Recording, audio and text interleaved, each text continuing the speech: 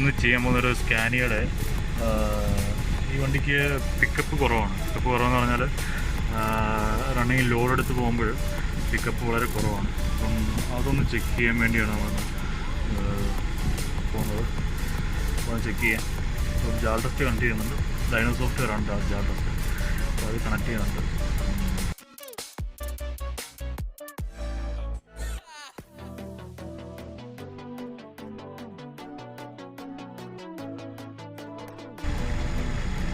ജാൾ test കുറച്ച് expensive ആണ്, പക്ഷേ എങ്കിലും പഴയ മോഡലിലും എല്ലാം വർക്കാവുന്നുണ്ട്. നല്ലൊരു ഡൈനോ സോഫ്റ്റ്വെയർ ആണ്. ഏകദേശം ഇന്ത്യൻ മണി ഒരു 5 ലക്ഷത്തി ചില്ലാൻ രൂപ വരുന്നുണ്ട്.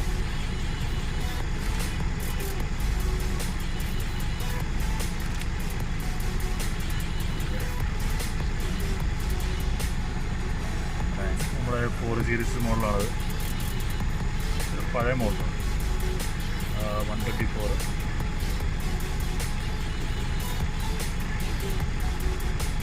അത്യാവശ്യം നമുക്ക് പിക്കപ്പിൻ്റെ പ്രോബ്ലം ആയതുകൊണ്ട് നമുക്ക് എൻജിനും ഗിയർ ബോക്സും മാത്രം ചെയ്തത്. കാര്യം എന്ന് പറഞ്ഞാൽ സ്കാനിയുടെ പഴയ മോഡലൊക്കെ ഇച്ചിരി ഡൈനോസ് ഇച്ചിരി സ്ലോ ആണ്. അപ്പം അത് കാരണം നമുക്ക് ഈ അത്യാവശ്യമുള്ള കാര്യങ്ങൾ മാത്രം ചെയ്യാം. അല്ലെങ്കിൽ ബാക്കിയുള്ള ബ്രേക്ക് അതെല്ലാം കയറി സ്കാനായി ഒത്തിരി ടൈം എടുക്കും.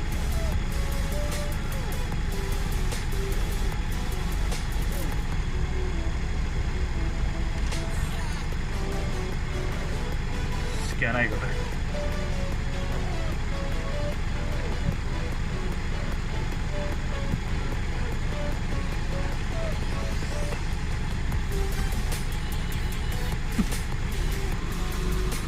സ്കാൻ ആകുന്നതിന് മുമ്പ് അതിനിടയ്ക്കൊരു വേറൊരു കാര്യം പറയാം. ഇത് കണക്ട് ചെയ്ത് കഴിഞ്ഞപ്പം ഇത് പവർ വരുന്നില്ല നമ്മുടെ ഈ യൂണിറ്റിൽ, ഡൈനോസ് ചെയ്യുന്ന യൂണിറ്റിൽ. അപ്പോൾ അത് ചെക്ക് ചെയ്ത് കഴിഞ്ഞപ്പം ഇതിനൊരു ഡൈനോസിന് മാത്രമായിട്ടൊരു ഫ്യൂസ് ഉണ്ട്.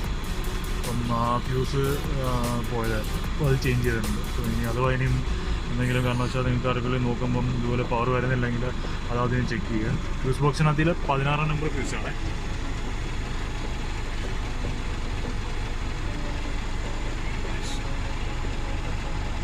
ഇത്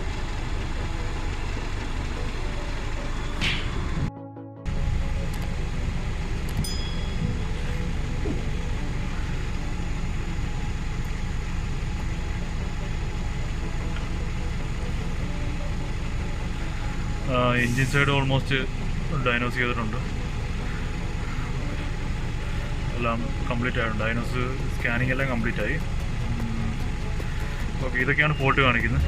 ഇപ്പം കാണിക്കുന്ന speed of program control signal error in the signal of the main speed rate sensor, battery voltage out of limit, cylinder two injector current cylinder 5 unit current. Okay, നമുക്കിപ്പോൾ മെയിനായിട്ട് നോക്കണത് ഈ ഒരു 1 ഫസ്റ്റ് സെക്കൻഡ്, അതുപോലെ തന്നെ 4th 5th ഈ 5 പോയിന്റുകളാണ് നോക്കേണ്ടത്. അപ്പം ഈ തോന്നുന്നു ഇത് ഈ സ്പീഡോ സെൻസറിൻ്റെ കംപ്ലൈൻ്റ് ആയിരിക്കും. അതുകൊണ്ടായിരിക്കും പിക്കപ്പിൻ്റെ പ്രോബ്ലം കാണിക്കുന്നത്. കാര്യമായിട്ട് ഈ 2 യൂണിറ്റ് ഇഞ്ചക്ടറിൻ്റെ എറർ എന്ന് പറയുന്നത് ഒരു ഇത്ര മെയിൻ പ്രോബ്ലം അല്ല, പക്ഷേ എങ്കിലും ചെക്ക് ചെയ്യണം. കാര്യം ഈ സ്പീഡോ സെൻസറിൻ്റെ, അതായത് ഗിയർ ബോക്സിലുള്ളൊരു വെഹിക്കിൾ സ്പീഡ് സെൻസറാണ്. അപ്പോൾ അത് ഈ ഇതുപോലെ ഫോൾട്ട് ആയി കഴിഞ്ഞാൽ ഈ കംപ്ലൈൻറ്റ് വരുന്നുണ്ട്. അപ്പോൾ അതുകൊണ്ടാണ് ഇത് രണ്ടും ഫസ്റ്റ് നോക്കണ്ടെന്ന് പറഞ്ഞത്. അപ്പം ആദ്യം ഇങ്ങനൊരു കംപ്ലൈൻറ്റ് കാണിക്കുന്നുണ്ടെങ്കിൽ, അതായത് വെഹിക്കിൾ സ്പീഡ് സെൻസറിൻ്റെ ഒരു കംപ്ലൈൻറ്റ് കാണിക്കുന്നുണ്ടെങ്കിൽ നമുക്ക് ആ വഴിക്ക് ആദ്യം നോക്കിയാൽ മതി.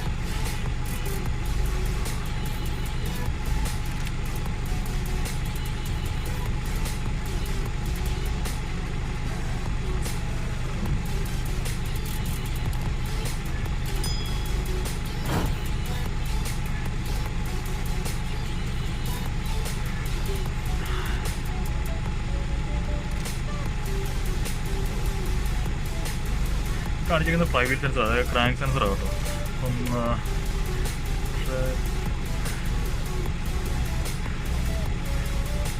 ഓക്കെ, ചെക്ക് ചെയ്യണം അത്. അപ്പം ക്രാങ്ക് സെൻസറാണെങ്കിൽ ചെക്ക് ചെയ്യണം.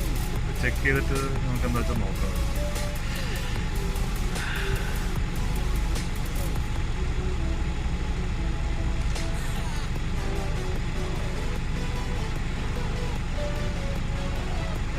ഓക്കെ, അപ്പോൾ അത് സ്പീഡോ സെൻസറല്ല, ഇത് ക്രാങ്കിൻ്റെ സെൻസറാണ്, ഫ്ലൈ വീൽ സെൻസറാണ്. അപ്പം അതപ്പം നോക്കേണ്ടി വരും. അപ്പോൾ ഞാൻ ആദ്യം പറഞ്ഞതിനകത്ത് വ്യത്യാസമുണ്ട്. ഞാൻ ആദ്യം പറഞ്ഞ വെഹിക്കിൾ സ്പീഡ് സെൻസർ എന്നാണ് പറയുന്നത്, പക്ഷെ അതല്ല. ഈ എറർ കാണിക്കുന്നത് ക്രാങ്ക് സെൻസറിൻ്റെ ആണ്, ഫ്ലൈ വീൽ സെൻസറിൻ്റെ ആണ്. അപ്പം നമുക്കത് നോക്കേണ്ടി വരും ആദ്യം. അതുപോലെ തന്നെ ഇഞ്ചക്ടർ സെക്കൻഡ്, അതുപോലെ തന്നെ ഫിഫ്ത്ത്, അതൊരു കറണ്ട് എററാണ്. പക്ഷേ എങ്കിലും ലാസ്റ്റ് ചെക്ക് ചെയ്യാം അത്.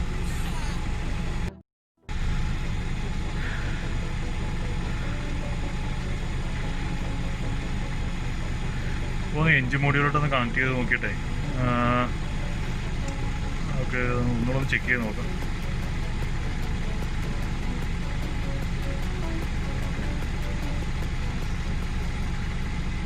ഓക്കെ, അതെല്ലാം ഓക്കെ. പിന്നെ നമുക്കിനി ചെക്ക് ചെയ്യേണ്ടത് സിസ്റ്റം ചെക്കിൽ പോയിട്ട് സിലിണ്ടർ ടെസ്റ്റ് ചെയ്ത് നോക്കാം ഒരു തവണ. വേണ്ട എൻജിൻ സ്പീഡ് വേണം, കറക്റ്റ് ഐഡിലായിരിക്കണം, കാര്യം ഐഡിലായിരിക്കണം.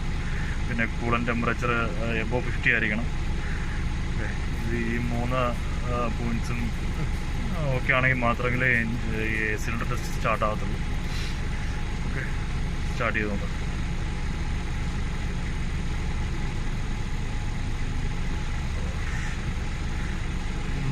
എന്തോ ഒരു എററുണ്ട്, ചെക്ക് ചെയ്യണം.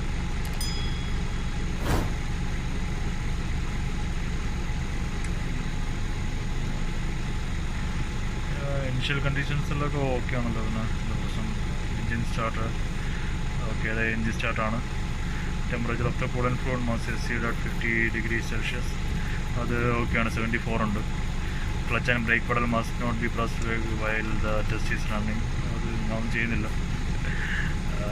ഓക്കെ, പക്ഷേ എല്ലാം ഓക്കെയാണ്. നോക്കാം. പ്രൊസീഡ് ചെയ്യുന്നില്ല, മുമ്പോട്ട് പ്രൊസീഡ് ചെയ്യുന്നില്ല. വേറെ എന്തോ പ്രശ്നമുണ്ട്. ഓക്കെ, അത് ഈ ഫ്ലൈ വീൽ സെൻസർ പ്രശ്നമാണെങ്കിലും സിലിണ്ടർ ടെസ്റ്റ് നടക്കത്തില്ല. ചിലപ്പം അതുകൊണ്ടാണ് സിലിണ്ടർ ടെസ്റ്റ് നടക്കാത്തത്. അപ്പോൾ ആദ്യം ഫ്ലൈ വീൽ സെൻസർ ചെക്ക് ചെയ്യാം. ചെക്ക് ചെയ്ത് കഴിഞ്ഞാൽ ബാക്കി നമുക്ക് മുമ്പോട്ട് ഉള്ള ചെക്കിങ്ങുകളൊക്കെ നടക്കത്തുള്ളൂ. ഓക്കെ.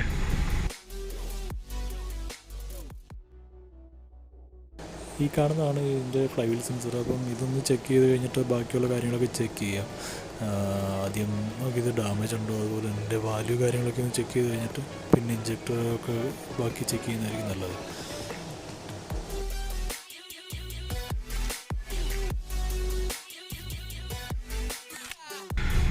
ഓക്കെ, ഇതാണ് എൻജിൻ സ്പീഡ് സെൻസർ, അതായത് ഫ്ലൈ വീൽ സെൻസർ. അപ്പം ഫ്ലൈ വീൽ സെൻസറിൻ്റെ ഡയഗ്രമാണ് ഈ കൊടുത്തേക്കുന്നത്. ഇത് നേരെ ECUലേക്ക് പോകുന്നു, അതായത് എൻജിൻ കൺട്രോൾ സിസ്റ്റത്തിലേക്ക് പോകുന്നു. അപ്പം അതിൽ നിന്നുള്ള ഈ ഫ്ലൈ വീൽ സെൻസറിൻ്റെ പോയിന്റുകളാണ് ഈ കാണിച്ചിരിക്കുന്നത്. ഫസ്റ്റ് സെക്കൻഡ് പോയിന്റ് ഡയറക്റ്റ് ECUവിൻ്റെ സോക്കറ്റിലേക്ക് പോകുന്ന ECUവിൻ്റെ സോക്കറ്റിലെ 13, അതുപോലെ തന്നെ 1-ാം നമ്പർ പിന്നിലേക്കാണ് പോകുന്നത്. അപ്പോൾ ഇത് രണ്ട് ചെക്ക് ചെയ്താൽ നമുക്ക് എന്തെങ്കിലും ഒരു ഫോൾട്ട് കിട്ടും ഉറപ്പായിട്ട്.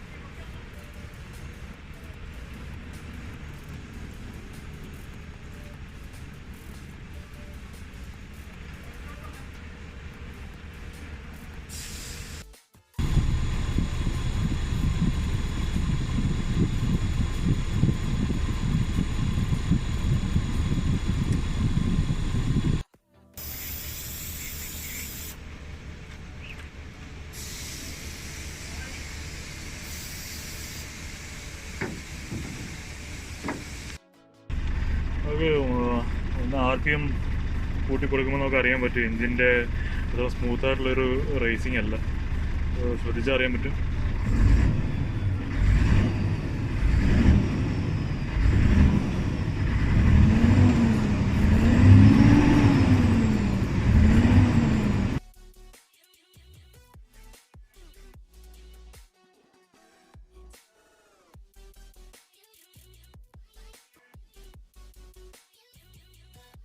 അങ്ങനെ കംപ്രഷൻ ടെസ്റ്റ് ചെയ്തപ്പോൾ തന്നെ നമുക്ക് കംപ്ലയിൻറ്റ് കിട്ടി. അതിൻ്റെ സെക്കൻഡ് ഇഞ്ചക്ടർ കംപ്ലയിൻ്റ് ആണ്. അപ്പോൾ നമ്മളത് അഴിച്ചെടുത്ത് ഇതാണ് സ്കാനിയയുടെ ഇഞ്ചക്ടർ, ഫ്യൂൽ ഇഞ്ചക്ടർ. ഇതിപ്പോൾ അഴിച്ചെടുത്തിട്ടുണ്ട്. അപ്പോൾ സെക്കൻഡ് ഇഞ്ചക്ടറാണിത്.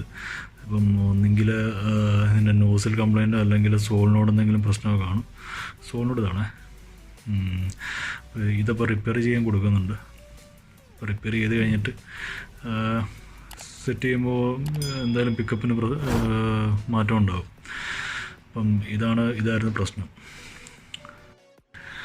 നമ്മളിത് കറക്റ്റ് മനസ്സിലായത് എങ്ങനെയാണെന്ന് വെച്ചാൽ കംപ്രഷൻ ടെസ്റ്റ് ചെയ്തപ്പം തന്നെ സിലിണ്ടർ സെക്കൻഡിനകത്തിൽ കംപ്രഷൻ റേഷ്യോ ഒക്കെ ഒത്തിരി കുറവായിരുന്നു. പിന്നെ അതുപോലെ തന്നെ ഇത് എൻജിൻ ഐഡിൽ ഇട്ടുകൊണ്ട് തന്നെ ബാൽക്കോർ അഴിച്ചു മാറ്റി ഈ സോളിനോടിൻ്റെ മുകളിൽ 2 വയറും നമ്മൾ റിമൂവ് ചെയ്ത് നോക്കും. എങ്ങനെയാണെന്ന് വെച്ചാൽ അത് ഈ ഐഡിലിടുമ്പം തന്നെ നമുക്ക് ഈ കണക്ട് ചെയ്തിരിക്കുമ്പോൾ ഉള്ള എൻജിൻ്റെ സൗണ്ടും അതുപോലെ തന്നെ ഇത് റിമൂവ് ചെയ്യുമ്പം ഉണ്ടാകുന്ന സൗണ്ടും വ്യത്യാസം ഉണ്ടാകും. ഇപ്പം ഇത് നമ്മളിപ്പോൾ ഈ കംപ്ലൈൻ്റ് ഉള്ള ഇഞ്ചക്ടർ ചെയ്യുന്ന വയർ റിമൂവ് ചെയ്യുന്നതെങ്കിൽ എഞ്ചിന് RPMലോ അതുപോലെ തന്നെ വൈബ്രേഷനിലോ ഒന്നും വ്യത്യാസമൊന്നും വരത്തില്ല. അപ്പോൾ അഥവാ നമ്മൾ ഒരു നല്ലൊരു ഇഞ്ചക്ടറിൻ്റെ വയറാണ് റിമൂവ് ചെയ്യുന്നതെങ്കിൽ അതിൻ്റെ RPMൽ വ്യത്യാസം ഉണ്ടാവും, അതുപോലെ തന്നെ വൈബ്രേഷൻ ഉണ്ടാകാൻ ചാൻസ് ഉണ്ട്. അതൊക്കെ മനസ്സിലാവും. അത് സൗണ്ട് കേൾക്കുമ്പോൾ തന്നെ മനസ്സിലാവും.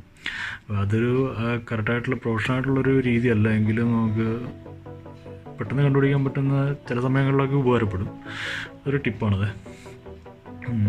സോ ഇതായിരുന്നു കംപ്ലയിൻ്റ്. അപ്പോൾ ഇത് റിപ്പയർ ചെയ്ത് കഴിയുമ്പോൾ ശരിയാവും. നോസിലായിരിക്കും ഇതിൻ്റെ complaint. Okay.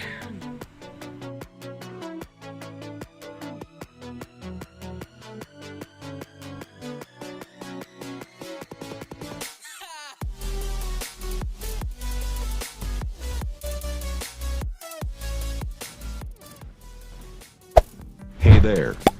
Subscribe to my channel. And also press this bell icon.